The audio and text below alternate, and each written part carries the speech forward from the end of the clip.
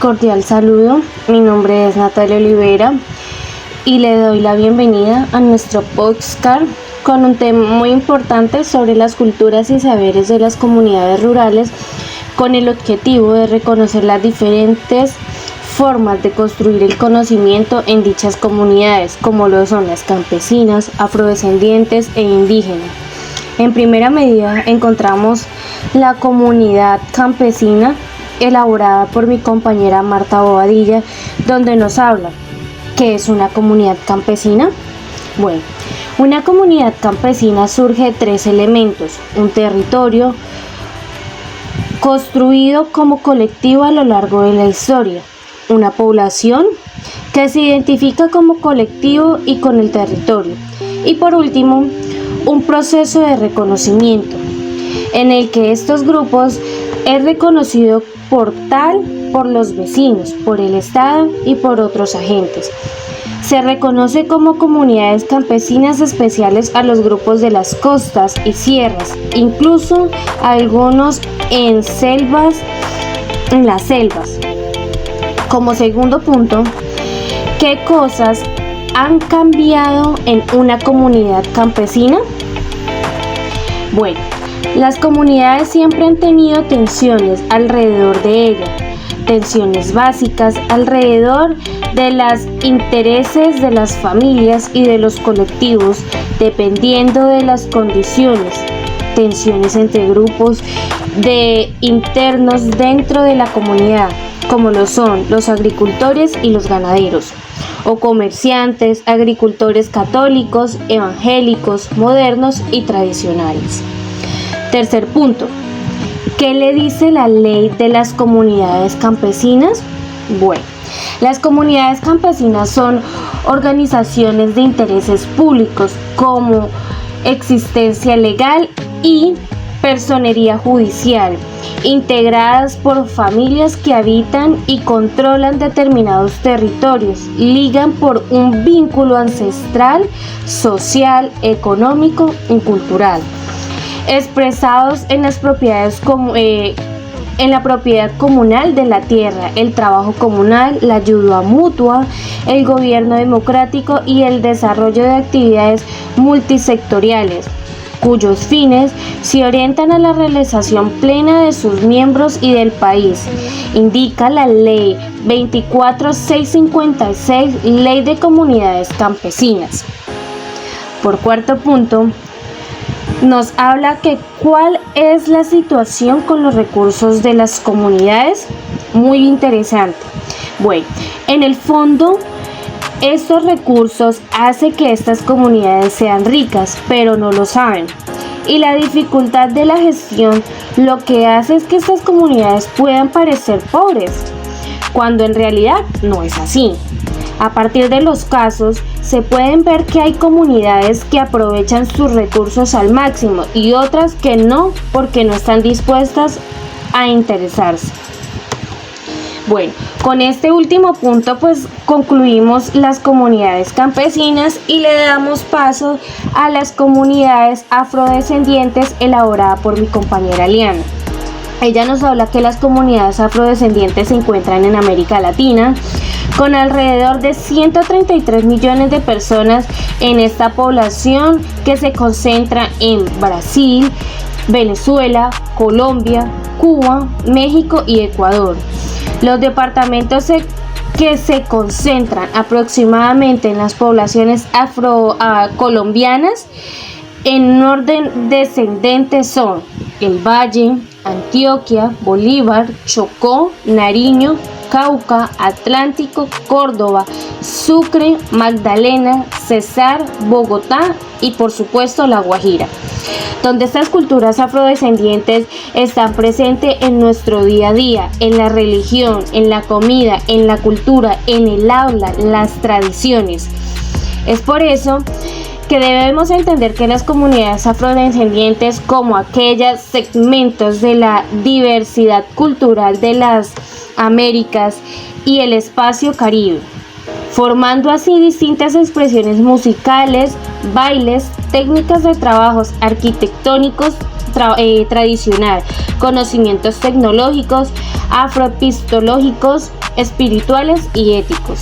La población se organiza en torno a las actividades de pesca, minera, caza, recolección de madera, siembra y cosecha, donde poseen amplios conocimientos acerca de las propiedades curativas que tienen las plantas medicinales, tanto al nivel físico como espiritual. También podemos hablar de las vestimentas de los afrodescendientes. En las mujeres se viste con polleras anchas, con encajes de blusas, en aguas, sombreros grandes y atibios en la cabeza. En los hombres podemos ver que encontramos un pantalón blanco como señal de pureza, la camisa y el sombrero. En el caso también son herencias coloniales, donde los explican algunos antropólogos, como lo dice Javier Valencia. También podemos hablar algo como de sus comidas típicas o su comida. Ellos comen arroz de cachira. Es uno de los platos típicos afrodescendientes en La Guajira, protagonistas en el primer encuentro gastronómico, La Guajira al calor del fogón, el cual reunió a más de 6 departamentos de Colombia alrededor de los saberes y sabores ancestrales. Dentro de los integrantes principales usados para estas comunidades afrodescendientes están los quesos, pescados del río, carne y una tradición dulcera basada en el maíz cariaco, panela y leche.